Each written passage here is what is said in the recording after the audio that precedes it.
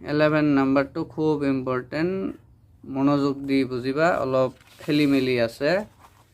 অলপ বুজিলে হল ডাঙৰ কোশ্চেনটোই ডাঙৰ হ'ব কোশ্চেনটোই বহুত ডাঙৰ হয়নে এটো বুজি যাবা তো 11 নম্বৰ চোৱা এটো এটা কি আছিল এনেকুৱা ডায়াগ্ৰাম আছিল ডায়াগ্ৰামটো বুজা তাৰ পিছত ভিতৰত এনেকুৱা আছিল এনেকুৱা কিবা কিবি গছ আছে ন এনেকুৱা এটো এনেকৈ বনাই দিছো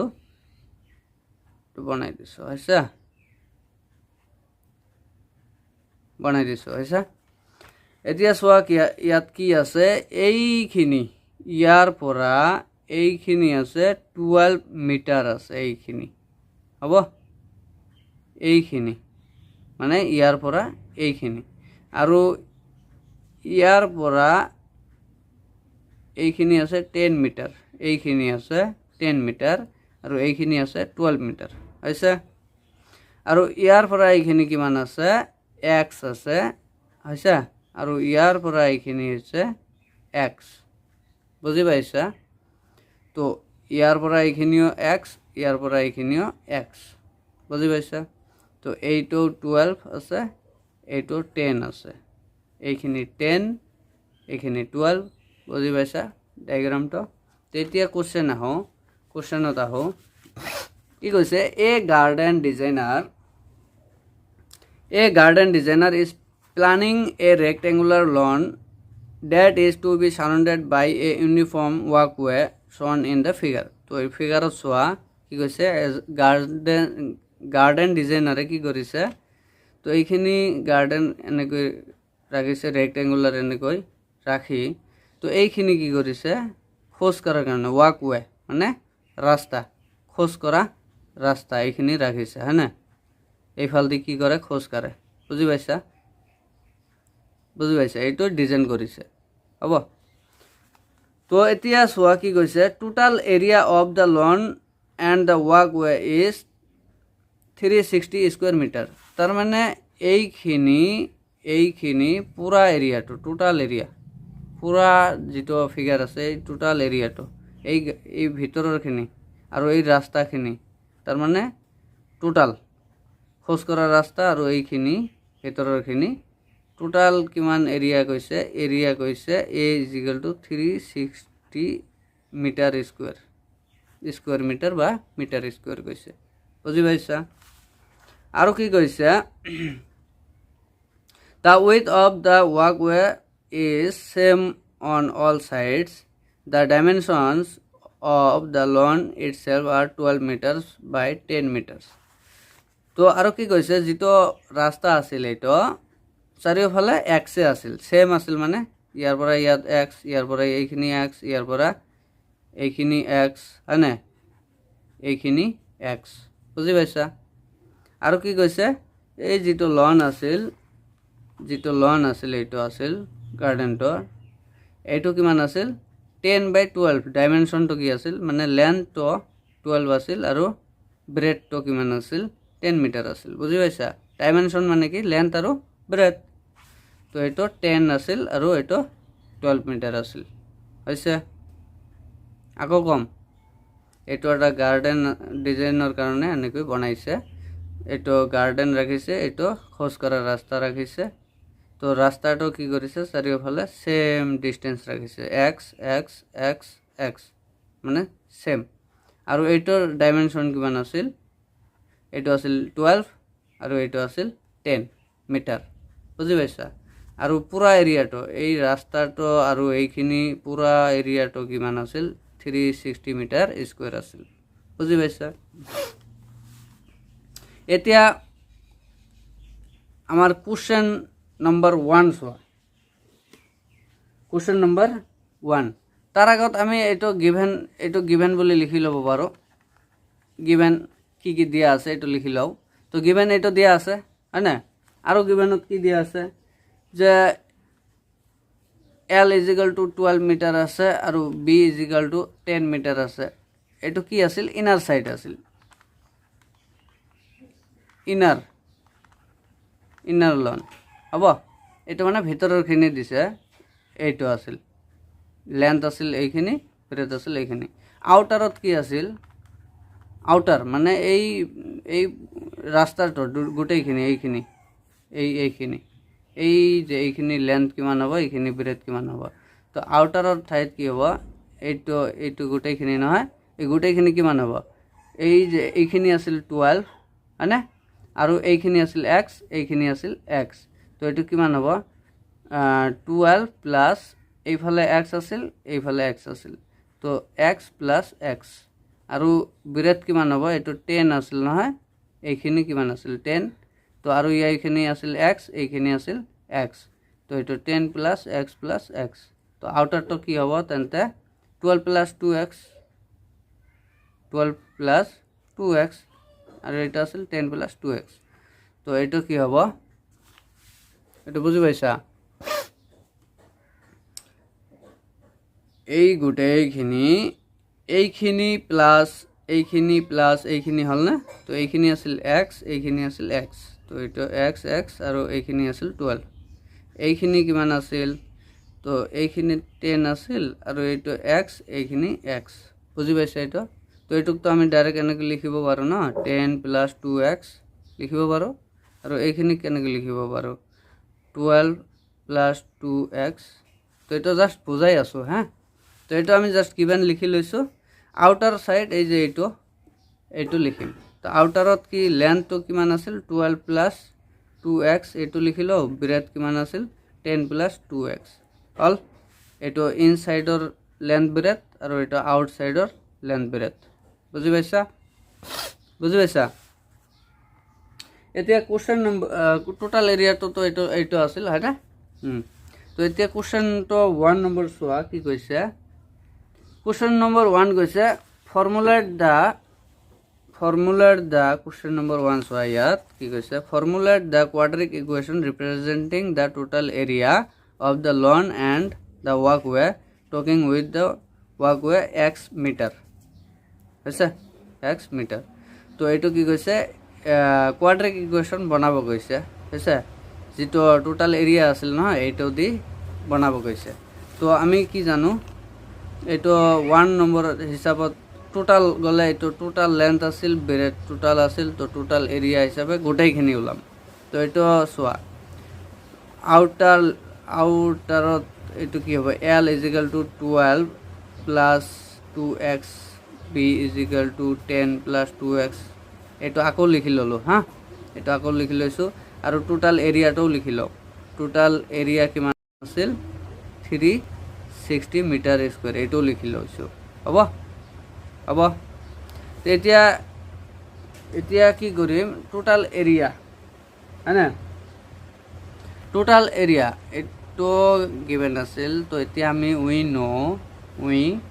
নো আমি কি জানো যে এৰিয়া ইকুৱেল টু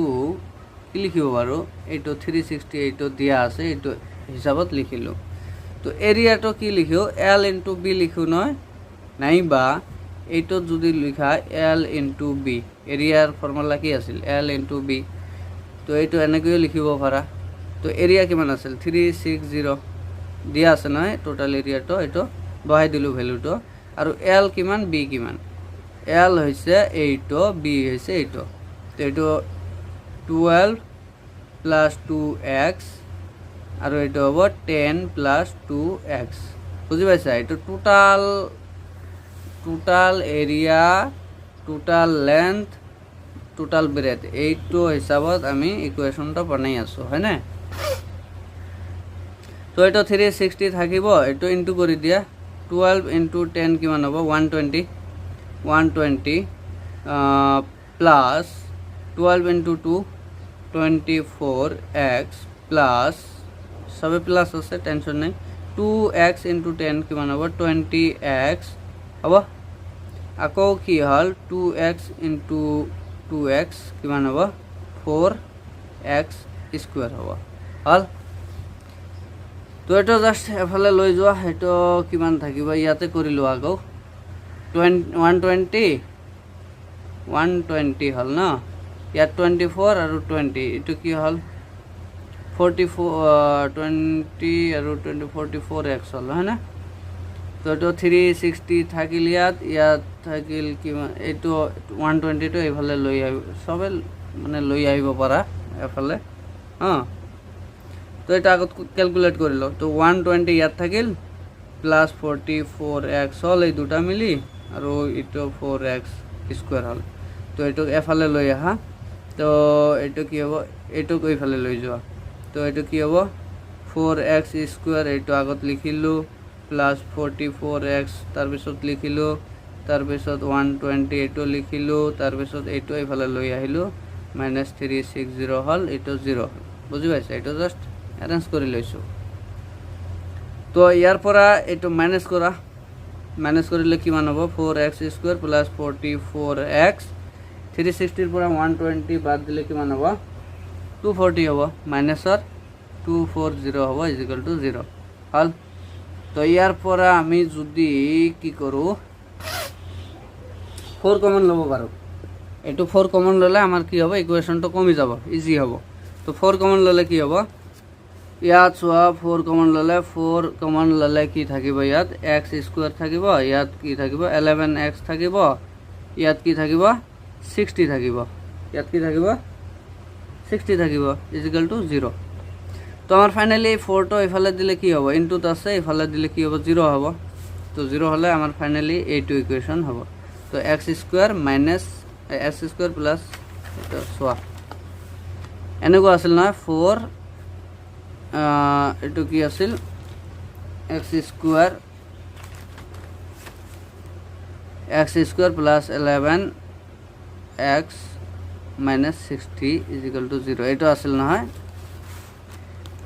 এইটো আছিল হয় না। তো এইটো 4টোক এইফালে দিয়া তেন্তে কি হ'ব, x square plus 11 minus 60 equal to এই 4টোক যদি এইফালে লৈ আহো, তো এইটো কি হ'ব 0/4 হ'ব নহয়। তো এইটো আলটিমেটলি কি হ'ব 0 হ'ব, 0/4 মানে কি 0। তো ইকুয়েশনটা আমার হয়ে গেল। তো ফাইনাল ইকুয়েশনটা কি আহিল, তো x square plus 11 minus 60 equal to 0, এটা হ'ব আমার ফাইনাল ইকুয়েশন। বুঝি পাইছা? নেক্সট 2 নম্বরটো কোশ্চেন কি কৈছে, কোশ্চেন নম্বৰ 2 কৈছে solve the কোয়াড্রিক equation, find the weight of walkway x। তার মানে এক্সর ভ্যালু ওলাব কৈছে, এক্সর ভ্যালু ওলাব কৈছে। তো এইটো যেটো ইকুয়েশন ওলাইছে, এইটো ইকুয়েশনক জাস্ট কি কৰিম, ফ্যাক্টৰাইজ কৰি এক্সর ভ্যালু ওলাই লম। তো ইকুয়েশনটো কি আছিল, x square plus 11 minus 60 equal to 0, এইটো ইকুয়েশন আছিল। এইটো ইকুয়েশনৰ পৰা কি কৰিম, কি এক্সৰ ভ্যালু ওলাই লম। তো হৈ গ'ল আনসাৰ। তো এটা চোৱা 60 আছে নহয়, 60 ফ্যাক্টৰ কৰিলে কি হ'ব 30 2 15, এইটো 3 কৰিলে 5 হ'ল, এইটো হ'ল নহয়। তো x স্কোয়ার, এইটো ইয়াত কি আছিল, ইয়াত x আছিল, ইয়াত x হ'ল। তো ইকুয়েশনটোৰ পৰা এইটো 11 আহিব লাগে হয় না, 11 আহিব লাগে। তো এইটো কিমান 60 হয়, 5 12 jar 60 হয়, 5 12 jar 60, আৰু এইটো হয় 4 15 jar 60, 4 15 jar 60। তো 15 পৰা 4 গ'লে 11, এইটো মিলি যায়। তো এইটো কি হ'ব 15x মাইনাস 4x, 4 15 jar 60, তো এটা হল না 15 পৰা 4 গ'লে 11, তো মাইনাস 60 ইজিক্যাল টু 0। তো ইয়াৰ পৰা কমন লোৱা, x কমন ল'লা, x প্লাস 15 হল। তো এইফালেও কমন লোৱা, x প্লাস 15, এইটো ব্ৰেকেটত সোমাই দি কমন লোৱা। তো এইটো কি হ'ব 4 হ'ব, 4 15 jar 60, এইটো হল। তো ইয়াত কি দিবা, ইয়াত মাইনাস দিয়া আহি যাব হল। তো ইকুয়ালস টু 0, এইটো পাই গ'লো, x plus 15 is equal to 0, sorry x plus 15 এটা পালো, এটা x মাইনাস 4 এটা পালো। তো এতিয়া চোৱা x plus 15 is equal to 0 লিখিব পাৰো, এটা x minus 4 is equal to 0 লিখিব পাৰো। তো x ইজ ইকুয়াল টু মাইনাসৰ 15 এটা হল, আৰু এটা x ইজ ইকুয়াল টু 4 হল। তো আমি অলওয়েজ কি কৰিম পজিটিভটো ল'ম কি ল'ম পজিটিভটো তো আমাৰ এক্সৰ ভেলু ওলাব লাগে তো therefore x is equal to 4 metre হ'ব ওলাইছে তো আমাৰ মানে এইখিনি যে আছিল এইখিনি কিমান গৈ আছে 4 মিটাৰ কৰি আছে এইখিনি কিমান কৰি আছে 4 মিটাৰ কৰি আছে বুজি পাইছা তো নেক্সট কি হৈছে 3 নম্বৰ তো 3 নম্বৰ কোশ্চেন কি কৈছে 3 নম্বৰ কোশ্চেন কৈছে if the cost কৈছে চোৱা 3 number if the cost paving walkway the rate of raise 50 per square meter is raise 12,000 calculate the area of the walkway তার মানে এই যে রাস্তাটো যে আছিল এই খোজ করা রাস্তাটো যে আছিল এইটোর এরিয়া ওলাব লাগে তো এইটোর এরিয়া কেনেকৈ ওলাম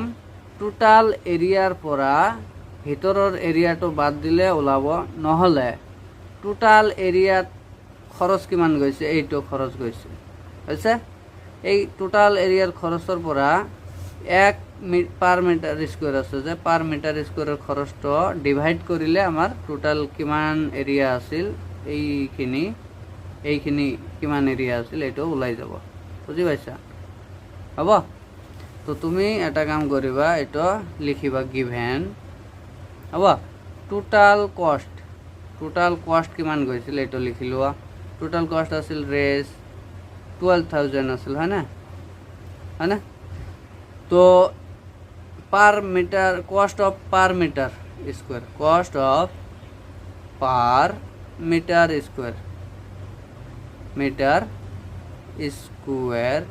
তো পার মিটারত কিমান আছিল মিটার স্কোয়ারত কিমান আছিল 50 रुपीस রেজ কিমান আছিল 50 তার মানে 1 মিটার স্কোয়ারত আছিল 50 আর টোটাল কিমান আছিল আমার যিমানখিনি আছিল এইটোত খরচ কিমান আছিল এইটো তো টোটাল খরচ বাই 1 মিটার স্কোয়ারটো বাদ দিলে কিমানখিনি ঠাই আছিল এইটো ওলাই যাব তো আমি লিখিম ডাইরেক্ট এরিয়া অফ ওয়াকওয়ে কৈছে ন এরিয়া অফ ওয়াকওয়ে তো এইটো লিখিম টোটাল কস্ট বাই পার মিটার কস্ট টোটাল কস্ট বাই পার মিটার স্কোয়ার কস্ট হ'ব তো এইটো টোটাল কিমান আছিল 12,000 আছিল না আৰু এইটো আছিল কিমান 50 তো এটা জিৰো কাটি দিয়া ইয়াৰ পৰা দিলা তো এইটো 5 দি এইটো কাটি দিলে কিমান হ'ব 1200 কাটি দিলে কিমান হ'ব 5 2 10 থাকিল 205 4 তো আৰু এটা জিরো তো 240 কিমান হল 245 দি 1200 কাটিলে কিমান হ'ব 240 তো 240 মিটার স্কোয়ার এইটো হ'ব কি ওয়াকওয়ে মানে এই যে রাস্তাটো যে আছিল খোজ করা রাস্তাটো এইটোর এরিয়া আহিব হল বুজি পাইছা এইটো আছিল ওয়াকওয়ে যেটো আছিল এইটোর এরিয়া আৰু টোটাল এৰিয়া তো আছিল কি 360 মিটাৰ স্কোয়াৰ আছিল না আৰু এই ৰাস্তাখিনিৰ এৰিয়া আছিল এইখিনি 240 মিটাৰ স্কোয়াৰ বুজি পাইছা নেক্সট আৰু এটা আছিল 4 নম্বৰ নেক্সট লাস্ট কোশ্চেন আছিল 4 নম্বৰ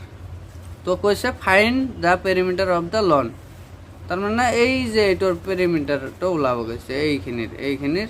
পেৰিমিটাৰ এইখিনি কিমানখিনি আছে লনটোৰ পেৰিমিটাৰ কিমান আছে মানে গোটেইখিনি প্লাস কৰি দিলে হ'ব তো কিমান হ'ব চোৱা তো এইটো পেৰিমিটাৰ যদি লিখা লেন্থ কিমান আছিল 12 মিটাৰ আৰু ব্ৰেথ কিমান আছিল 10 মিটাৰ হয় না তো পেৰিমিটাৰৰ ফৰ্মুলা কি আছিল যেহেতু এটা কি ৰেক্টেঙ্গুলাৰ তো পেৰিমিটাৰৰ ফর্মুলা কি আছিল 2 * l + b আছিল 2 * l + b আছিল তো 2 * l কিমান 12 প্লাস b কিমান 10 এটো কৰিলে চোৱা 2 * এটো ভিতৰত প্লাস কৰি লোৱা 22 হ'ব তো এটো কি হ'ব 2 * 22 44 হ'ব তো তো 44 পেৰিমিটাৰত তো এইটো কি হয় মিটাৰে হয় স্কোয়াৰ তো নহয় ন এটা জাস্ট বাউন্ডাৰিটো কিমানখিনি আছিল এইখিনি লনটোৰ এইখিনিটোৰ মানে এই এৰিয়াটো সৰি এৰিয়াটো নহয় এইটো বাউন্ডাৰিটো এইখিনি এই ওয়ালখিনি বা এই এই মানে ৰাস্তাটো এই ঠাইটো মানে ৰাস্তাটো তো নহয় এইখিনি মানে ইয়াৰ পৰা ইয়াত 12 আছে ইয়াৰ পৰা ইয়াত 10 আকৌ 12 আকৌ 10 তো এইখিনি টোটাল কিমান মিটাৰ হ'ব এইটো তো 44 মিটাৰ হ'ব তো এইটো হ'ব আমাৰ পেৰিমিটাৰ বুজি পাইছা।